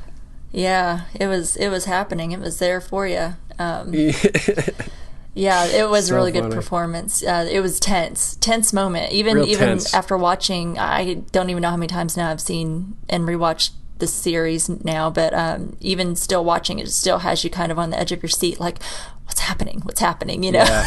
And his enthusiasm freaks Jorah out and kind of like shows him that, oh, this is the assassin that came with the messenger, you know? Mm-hmm. And then Jorah's concern freaks out Dany, and after a couple seconds, she starts to get freaked out too. You will drink, you know? Like, oh man, it was badass. It was great. Really great So, scene. luckily she survives, and Drogo is fucking furious. Like, I'm surprised he didn't rip the guy's throat out when he walked into the tent and the guy was tied to the stake there. Yeah, I know. He goes over and like sees Dany and is just like super glad that she's okay. Like, my moon of my life, are you hurt, you know? And no, my sun and stars, I'm fine. And he then goes on his super mega badass rant about now he's down to take the Seven Kingdoms. Yes. He has this special moment with Jorah where he tells him to take any horse that he chooses and it's his. I give you this gift, Sir Jorah. And then he turns to Dany and says, I also promise a gift to our unborn son, you know, and we will ride the wooden horses across the Seven Kingdoms, tear down the stone castles, and I'm fist pumping the air as I'm saying this. Just, there's two fists. Channel Khal Drogo. Yeah, the Iron Throne that was his grandfather's will be his. You know, like, give this throne to my son, and like, it's fucking epic, and he just is so terrifying. And I'm trying to choose what to use for the intro audio. Just his whole monologue here in Dothraki for the intro for this podcast episode, or the scene where Cersei is talking about how all you had to do was climb the steps for yourself and sit, you know. What do you think? What should I do? Oh gosh, that's a really tough choice. Well, I'm a big Jason Momoa fan, so if I have to lean towards one or the other, I'm going to say Khal Drogo. And that would be funny too, right? To use the intro where it's like a different language and nobody knows like what he's even saying. Exactly, but you can hear like the what intensity. the hell? And you're trying to like Google Translate, but there's no Google Translate for Dothraki.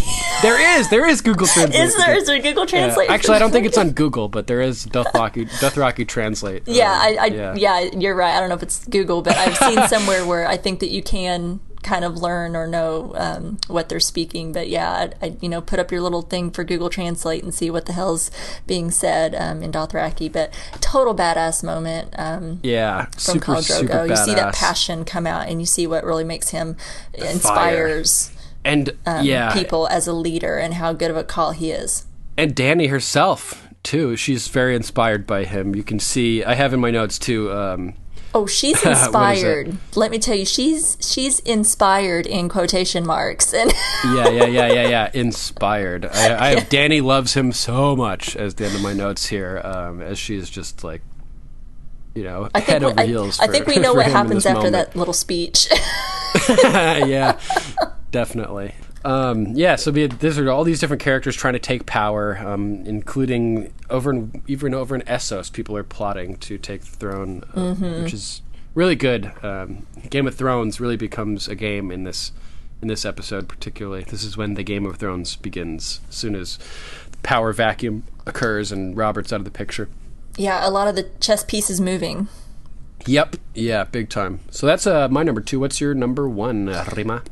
Well, we pretty much covered my number 1, which was King Robert's death, which, because it was so monumental and pivotal in this whole series, that, this happening, that, like you said, so many people are moving towards power and doing what they can to seize that power. Dany and Khal Drogo do not know about King Robert and him, being gorged by a pig, and that he's dying or has dead, or by the end of the episode that he's dead. At that point, he's just looking to conquer based on this assassination attempt on Daenerys. But the people in Westeros know. And so you see all of those chess pieces moving along the board and everybody making their move, because that's obviously when you make your move, right, is when there's a weakness in the kingdom, and King Robert being gone, as long as he's in power, you could say that everybody's trying to climb the ladder of chaos. Exactly. So, I don't really have too much more to add to that. I think we've, pretty much covered it, but that was, all of it. It's such a pivotal thing that happens in the series, that it just really, it starts moving all those pieces, and for things to come and things that happen that we see later on in the series with Stannis, with Renly, and just all the events to come and where we are today. Big time. All right, so my number 1 I think is an appropriate way to end our top 5s, which is the betrayal scene, that ends our episode as well. What a crazy scene, man. Yes. Ned is summoned to the throne by King Joffrey, and he's like, King Joffrey? He's taken aback to hear that a little bit. As he's walking in, Peter Baelish says to him, all is accomplished. The city watch is yours. He finds out that Renly has fled, and probably a dick move, because he's not there to help, but smart for self-preservation. Janos Slynt, the scumbag who Jon Snow beheads later on, is a total douchebag here, and says to Ned as he's walking into the throne room, we stand behind you, Lord Stark. I have in one word, all caps, son of a bitch, in my notes. So he gets his comeuppance for that in a couple seasons. Fucking bastard. And then as Ned walks in, Joffrey says, I wish to be crowned within the fortnight. Today I shall accept oaths of fealty from my loyal counselors. And Ned replies, Sir Barristan, I believe no man here could ever question your honor. We find out from Barristan that the raven is, or that the scroll is sealed with King Robert's seal, unbroken. And he reads that, it's interesting, he paraphrases it, he doesn't read it exactly. He says, Lord Eddard Stark is hereby named protector of the realm to rule as regent until the heir come of age. So I just thought it was neat that he didn't read the exact words there, but it was paraphrasing. And it's cool that you can see that the Kingsguard are trained to read and write, which not everybody is in Westeros, so it's important. And obviously Barristan is, as Lord Commander, he fills in the White Book and everything. But yeah, Cersei is such a fucking bitch, man. Can I see that, Barristan? He passes it to her. Is this meant to be your shield, Lord Stark? Calmly shreds it in half and then shreds that in half. Oh man, those were the king's words. Barristan just looks appalled. And we have a new king now, Cersei says. And then, oh man, it's just so look on her face. So smug. And Ned just outright says that your son has no claim to the Iron Throne, although he doesn't say why. Joffrey, liar! Barristan sees this man. And he, like you said, he tells his people not to harm Barristan, and the back and forth here is nuts. Joffrey, everything is like really coming to like chaos in this moment. Joffrey, kill him! Kill all of them! I command it! The hound rips his sword out of his scabbard and just like has it like his muscles all tensed up, and it's just intense. Like the hound's ferocity in that moment. Looks like he's gonna kill everybody in that room. So kill him, kill all of them, I command it. And Ned responds, Commander, take the queen and her children into custody. Her children, specifying that they're not Robert's. And then right as everything is about to just like, everybody points their spears up towards the dais, and Cersei has a moment of panic where it looks like she can see that they're outnumbered. And then right at the last moment, Littlefinger shouts, now! And everybody turns against Ned and kills his household guard. And Ned appears Littlefinger appears behind Ned with his knife to his throat as Ned is kind of caught off guard, just assessing what the fuck is going on all around him as all of his friends are being murdered. And all of a sudden there's a knife to his throat. I did warn you not to trust me. Which is just chilling. This whole scene, easily one of the most intense scenes of TV that I've experienced. Yeah, I mean, we've already talked about it quite a bit, but that's like the moment where where it's over for Ned, and we see who Baelish really is, and just the level of just chaos and manipulation and games and scheming that really happens in King's Landing. Like, these are dangerous people this is a dangerous game. When Ned told Arya a couple episodes ago, we've come to a dangerous place. We need to stick together. We can't be fighting amongst ourselves. He was not lying about that at all. No kidding. Yeah, you said it perfectly. There's not too much that I can add to that, because that's beautifully said, that we definitely see where things are. And probably one of the other intense moments that involves Baelish is, of course, the episode where we see his end. Talk about intense.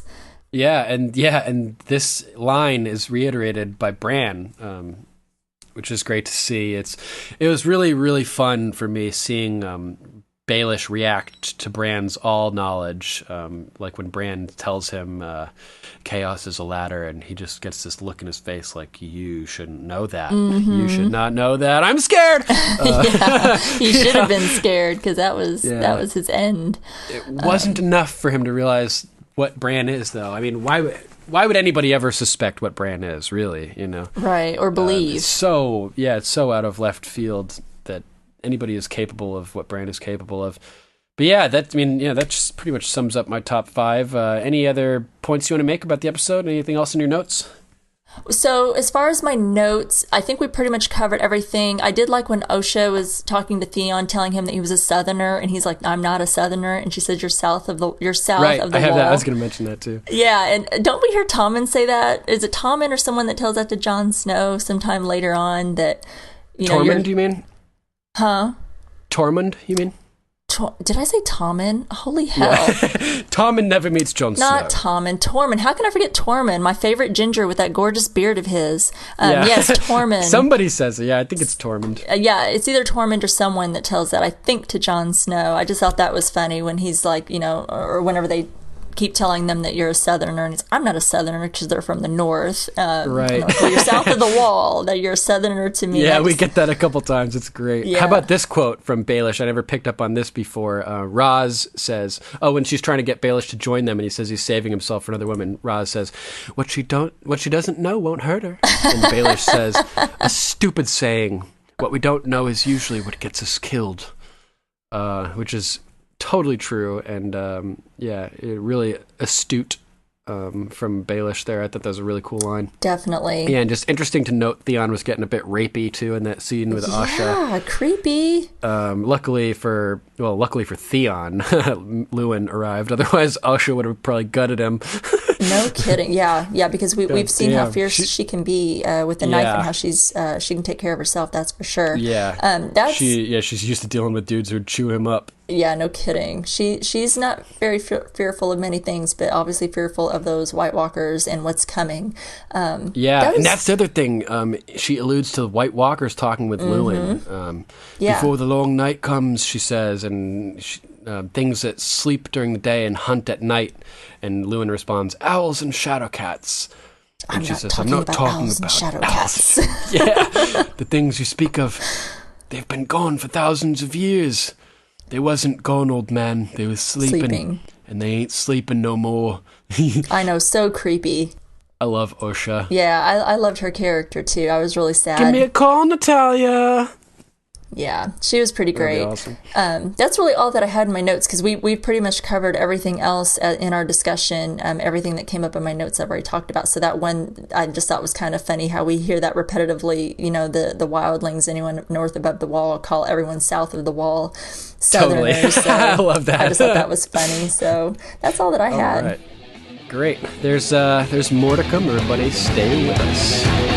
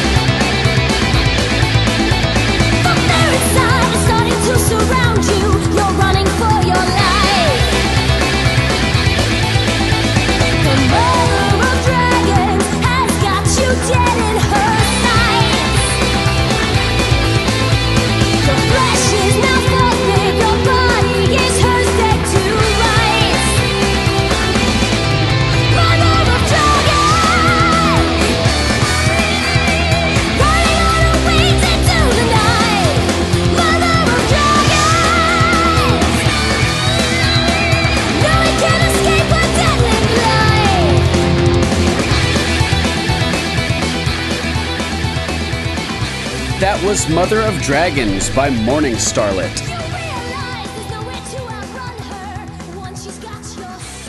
And we're back with some news about Game of Thrones. Our first item is from Elite Daily, an article, Will Sophie Turner's engagement delay Game of Thrones Season 8?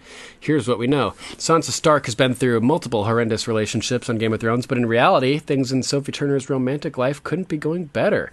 The actress just got engaged to Joe Jonas, which is all well and good, but there is one thing, Joe Littlefinger Jonas. But there is one thing about the new engagement that has Game of Thrones fans worried. Will it delay the show? Here's everything we know about how Sophie Turner's engagement might affect Season 8. The main reason fans are starting to worry is because a couple weeks ago we found out that Season 8 production is getting delayed for another cast member's wedding. Kit Harington, who probably knows Jon Snow, revealed that Game of Thrones producers agreed to shut down Season 8 production for a day or two so the whole show's cast and crew could attend his upcoming wedding with fellow Game of Thrones actor. It bugs me how actors and actresses are all referred to as actors now. Mm-hmm. So I'm changing it to actress. Fellow Game of Thrones actress Rose Leslie, who played Ygritte. Harrington said the production team obliged his request to factor in a break in filming the final season. So I don't know. I don't think that they'll delay it twice. I think that Sophie Turner's, to quote Rick James, I think she's got a little more sense than that. You know, she won't want to do that. You know? And I mean, wait a couple months. It's all good. They just got engaged, and which John did as well. Or I'm sorry, Kit Harington did as well. But they had been together for a while. It's like, do they even have a date set yet for their wedding? Are they really? I mean, I guess obviously Rose and Kit do, because they've already agreed to shut down production for a day or two. But Sophie just got engaged as well, and I mean, we don't know of a date. They might know of a date, and they just haven't released it. But I don't think I would worry too much. I mean, we're in the final stretch here, people. Let's loosen up. Let's not freak out about you know, how much more delayed season 8 is going to be. Oh man. I guess apparently Hurricane Ophelia is also causing major delays in filming season 8. Awesome. Our next item is by Sci-Fi Wire. Game of Thrones cast will film season 8 without a script to prevent leaks. Game of Thrones' final season is hotly anticipated by its millions of fans, and it seems season 8 is also anticipated by its actors. Nikolai Coster-Waldau, who plays the arrogant turned humble Jaime Lannister, says actors won't be given scripts in advance. Which I'm hearing contradicting reports about, because Jon Snow, Kit Harington, recently said he read all the scripts, and now he knows everything. And he cried when he read the final script. I posted that in the Facebook group and thought, I said the same thing. I thought, didn't we just get told that they weren't releasing scripts? But now Kit Harington is talking about how he cried reading the final one. Yeah. Oh, man. I don't think we're going to get much truth with anything to do with season 8. Yeah. Probably. It's all smokescreen. Yeah. Who knows? I don't even think we can really comment about what's true or, who we can believe here. So, you can see it here below. Coster-Waldau explained to host Frederick Skavlan that security has become increasingly tight. First, the cast were given traditional scripts, then digital scripts, then scripts delivered via verified emails. If you lost it, you would be sent to prison, he quipped. But after the HBO hack, creators are taking no chances. Coster-Waldau said that the script will be read to the actors through earpieces. Wow. How fun. We will do a scene. We're going to be told what's going to happen. We are all going to have earpieces for the scene, and then someone's going to tell you the line, and then you're going to do the line. Wow, I have never heard of that being done before. I have never heard that either. That is the kind of acting that I would love to do. That would be really cool. Interesting. So Skavlan saw this development through rose-colored glasses. Quite a luxury. You don't have to rehearse so much. I'm just terrible at memorizing long dialogue, so that would be the way for me to do it. Give me a line at a time, and I'll knock it out of the park. Feed it to me. Yeah. Season 8 still doesn't have a release date, obviously, and it could be 2019 before we see the final season. Oh, I'm planning for it. But HBO can take as long as they want. We're suckers for Game of Thrones that way. They got us by the balls. Also, a shout out to Norwegian host Skavlan, who kindly held the interview in English for Coster-Waldau's many American fans. Bigger shout out to the members of the audience who were able to accept the language shift without a complaint. That's pretty cool. Next article is by The Independent, and it's 13 actors who went from Harry Potter to Game of Thrones. Harry Potter and Game of Thrones are two completely different worlds, but the worlds converge thanks to actors who have appeared in both. While some of the crossovers may be recognizable, like Natalia Tena as both Tonks and Osha, others may come as a surprise. Here are 13 actors that have appeared in both series. Michelle Fairley made a brief appearance in the first part of Deathly Hallows as Hermione's father. Michelle Fairley is Catelyn Stark, just to clarify. Oh, but it says, but Game of Thrones fans might know her best as strong-willed Catelyn Stark. Natalia Tena is known through the Harry Potter fandom as the amazing Nymphadora Tonks, but don't call her Nymphadora. She joined Game of Thrones as fearless wildling Osha in the first season until she and Rickon disappeared for a bit during season 4 and 5. She briefly returned in season 6, but was killed by Ramsay Bolton when she tried to stab him. R.I.P. Osha. David Bradley played Argus Filch, the often cruel caretaker at Hogwarts. Dude, I watched these movies all very recently, and I don't even remember a lot of this. He plays Walder Frey, the awful head of House Frey, who betrayed the Stark family in Game of Thrones. Yep. Oh, David Bradley. I was thinking, is it John Bradley that plays Sam? Yeah. Okay, that's what I was thinking. Okay, so I was confused there. Kieran Hines played Abeforth Dumbledore, Albus's brother, in the final Harry Potter movie. Fans might recognize him as Mance Rayder, King Beyond the Wall in Game of Thrones. Interesting. Freddie Stroma played the slightly obnoxious Cormac McLagan, who annoyed Hermione during Professor Slughorn's Christmas party. He showed up during the season 6 of Game of Thrones as Dickon Tarly, Sam's younger brother. You won't recognize Julian Glover in Harry Potter because he was the voice of Aragog, the giant spider, but you can recognize him as Grand Maester Pycelle in Game of Thrones. Standing at 7'1", Ian White has played his fair share of giant characters, including body shots for Madame Olympe Maxime, also portrayed by Francis de la Tour. He's portrayed multiple characters on Game of Thrones, including a White Walker, the Mountain in Season 2, and One the Giant. Awesome. Nicholas Blaine, yeah, totally awesome. He's a cool guy. Nicholas Blaine made an appearance in Harry Potter and the Order of the Phoenix as Bob, a wizard who worked with Arthur Weasley at the Ministry of Magic. In Game of Thrones, he played the Spice King, one of the 13 who rule Karth. He was killed by fellow member Warlock Pyat Pree. Bronson Webb played a Slytherin student and friend to Draco Malfoy in Harry Potter and the Prisoner of Azkaban. Webb played Will, a member of the Night's Watch, who fled from the White Walkers only to be executed by Ned Stark for deserting his men.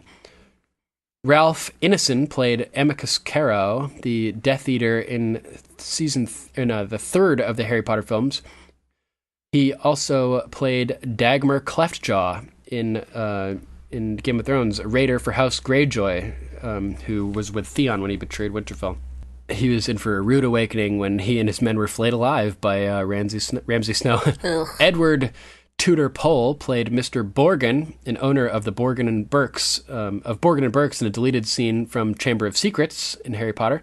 He popped up as a protester in a season 2 episode of Game of Thrones. Sally Mortimer played Madame Irma Pince, the librarian at Hogwarts in Harry Potter and the Chamber of Secrets. She popped into Game of Thrones as a Braavosi woman in the 6th season. Blink and you'll miss Daniel Tuitt, the skinny ministry wizard in Deathly Hallows Part 1. He's somewhere in there, but he has a more prominent role in Game of Thrones as Lothar Frey in the newest season. And one not included in this episode, surprisingly, is the actor who played Slughorn himself in Harry Potter, and he is one of the maesters, the guy who Sam is dealing with at the Citadel in Game of Thrones, too. Yeah, Our next article. Yeah, it's weird they didn't mention him, but they mentioned his character. Our next article is by Marie Claire UK. Congratulations are in order for this Game of Thrones star. Game of Thrones star Peter Dinklage and his wife have reportedly welcomed their second child. The news was confirmed by Us Weekly, but the couple, who are notoriously private about their personal lives, have not revealed the name or gender of their second child. Huge congratulations to Peter Dinklage and his wife. Yeah, that's awesome. Best of luck and wishes of health for all of you and your children. And we'll be right back with the Ravens calls.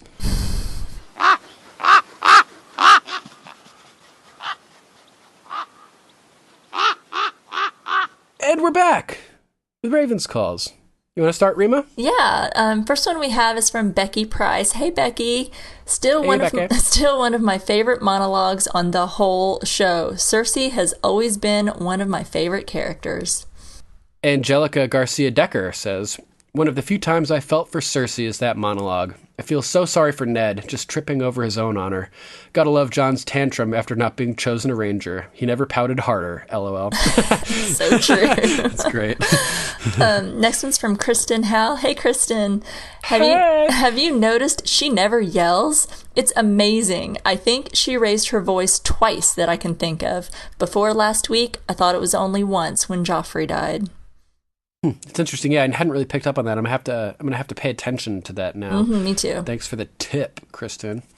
Jody Wadward says, "What if Syrio is a faceless man who is now wearing the face of Jaqen?"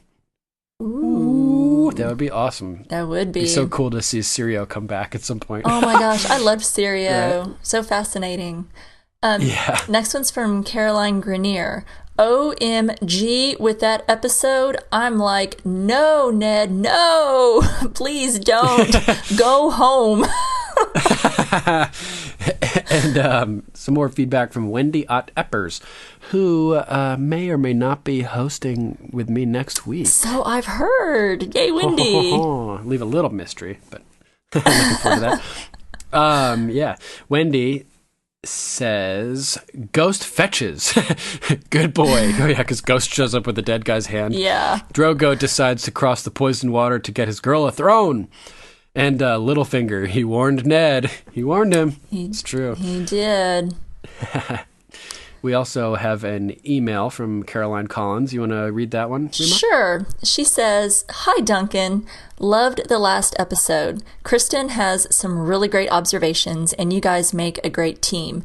I enjoyed rewatching You Live or You Die and seeing things really come to a head, or lack thereof, for poor Ned. I've always loved the first scene with Tywin and Jaime, as it is the first time we get to see Tywin in the flesh, and Charles' dance is just so badass. One thing I noticed this time about the conversation in that almost everything he says is wrong. I'm sure a lot of it is his opinion and view of the world, but I couldn't help thinking, nope, I disagree with every statement. Looking at Jaime's face as he's watching his father spew this crap, I realize it's not just indignation. He disagrees too, and he's doing everything in his power to stay calm and not speak up. A few examples. There are the big things like family lives on, and in terms of dynasty as Tywin sees it, I definitely think he's wrong there. If we've learned anything about a family in this show, it's that the underdogs usually end up on top, and it doesn't really matter whether you come from a big house or not. Your tenacity, skills, and leadership will get you to the throne, or at least allow you to survive. They mention it several times with Daenerys in this episode when Jorah is talking about Aegon the Conqueror. It's also brought up with Ned and Renly just before Robert dies. Family lives on, not your personal glory, not honor. What? Of course your honor and personal glory live on. Look at the Sword of the Morning or Sir Duncan the Tall. What about the Last Hero or Brandon the Builder? In this world, good point. The deeds done seem to have eternal significance. The only thing Tywin seems to be remembered for is wiping out an entire house that was once an ally and friend, and not in an honorable way, I may add. Maybe the reigns could be a conversation for a still smug at some point. A few other little things he gets wrong. Tyrion is a Lannister, the lowest Lannister, but he's still one of us. Sorry, Tywin, I disagree, and you may be wrong on both counts there. He says the Targaryens collapsed into nothing, but there are more of them around than he knows. He belittles Jaime's gold cloak, basically saying that he's wasting his potential. I disagree on that one, too. He did say a few true things. Yes, he's going to die. I can't wait. I think I'll leave you with that for now. I'm sure you have some thoughts on this awesome scene, too. Oh, and you've been pronouncing my name right. It's Caroline rhymes with Arbor Wine, as it's so appropriate for this episode. I appreciate the titles, but it's just Caroline, if it pleases you, sir. I'm no lady. Thanks again for a great podcast, Caroline Collins. That's a great... Thanks, Caroline. I agree with a lot of what you said there, Caroline. Good email, and especially about Kristen. Kristen is a badass as a co-host on here. I bow to Kristen. And so are you, Rima. Oh. So yeah, you're right up there as well. Oh, please. I'm sure people love these episodes just as much. Thank you. Thanks, Caroline. Our next email comes from Archmaester Rennie. So many great lines in this episode, and so many great lines in the podcasts. Here's my top 3 for this episode. 3, when Drogo promises to give the Iron Throne to Daenerys, actually to their son, he says he'll fight the men in armor, tear down their buildings, and rape their women. That's not exactly what Dany had in mind. She seems happy about it, but it's one of many signs that her invasion of Westeros is not going to end up being a good thing. Mm-hmm. 2, I'm not going to fight them. I'm going to fuck them. Much as I hate exposition, the scene with Littlefinger and Raz and the other whore is interesting. He's teaching them to fake it, and he'll be faking it with Lysa. 1, there is no reason at all for Tywin to be butchering a deer. He's got servants for that, except to show how badass he is. But Charles Dance is so awesome in the role that I don't even care how stupid it is. And she finishes off saying, "You're right, Duncan. I am a she." but I'm a Brienne / Arya / Mira Reed kind of she. Plus, I have a PhD in real life, so I'm passing as Archmaester Rennie. Oh, that's lovely. Thanks again for writing, Archmaester Rennie. I always love hearing your feedback, so keep it coming, please. Absolutely. And same with you, Caroline, also. And we also have a voicemail from May Almardini. Hello, Game of Microphones. This is May Almardini calling you with my review of this episode. I thought that there was a great theme this episode of teaching lessons. So we start off with Tywin trying to teach Jaime a lesson while he's skinning a deer, foreshadowing the death of Robert. Cersei tries to teach a similar lesson to Jaime in season 7 when she talks about wanting to leave the Lannister legacy behind.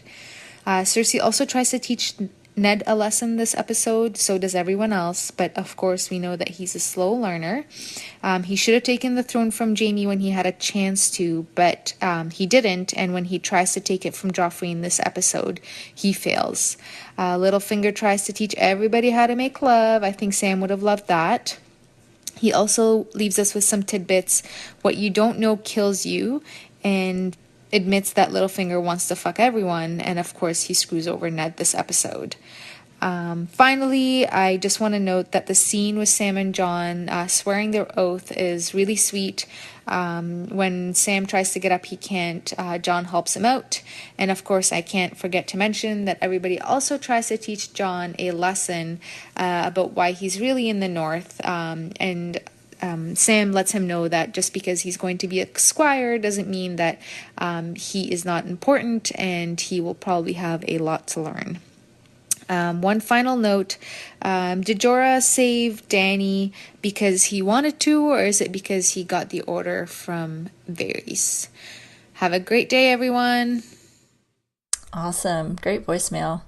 Yeah, thanks for sending a voicemail, May. Yeah, really interesting observations. And I do think that, as we discussed, Jorah would have saved Dany anyway. Mm-hmm. He loves her. Oh, yeah. He couldn't let spitting image of his ex-wife, who he pines over, to be killed in front of him. That's right. That's right.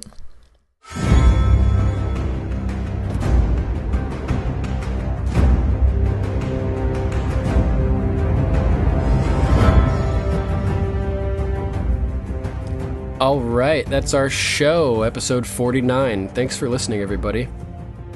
And as always, another huge thank you to Lisa Moreno and Lara Willie Swink for gathering our news and Ravens calls this week. Yeah, they're awesome. I've been so busy with school. It's really been a huge help to have you guys doing that every week. So I do really appreciate it, and I'm sure everybody else does too. And also a massive thanks to our lovely co-host Rima for joining us this week. Thanks for having me. I have fun and have fun as always. Yeah, I'm always looking forward to a good Rima episode. Ditto. Yeah, you were on point today, so yeah, it's always great. Thanks. And I'm gonna get to see you this weekend, so even better. I know. I'm excited.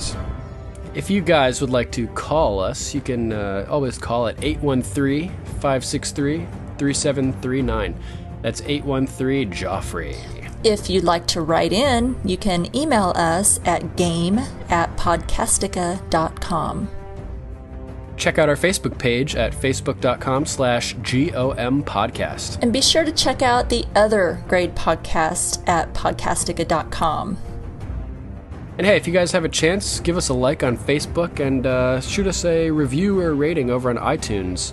As I mentioned, we're trying to spread the word of the podcast over the break, over the long night, as I'm calling it, so that it'll be more prevalent and available for people to listen during season 8, whenever that ends up airing. Yeah. 2019 at some point. Let's go give it a boost, folks. Yeah, we'd appreciate if you helped out and gave us a review if you have a chance. Takes 2 seconds. Yeah, thank you so much in advance. And there will be another episode next week. We'll be covering Season 1, Episode 8, The Pointy End. Yay! So give us a watch and send us your thoughts, and we'd love to share them on the air. Get your word out. You can do that here. Absolutely. Super cool. Love this platform. All right, that's our show. Thanks for listening.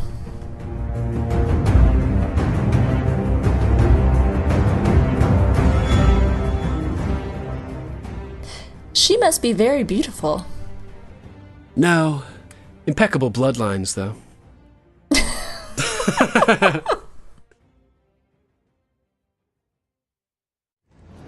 My fatigue for George Samba via Santo Tracht.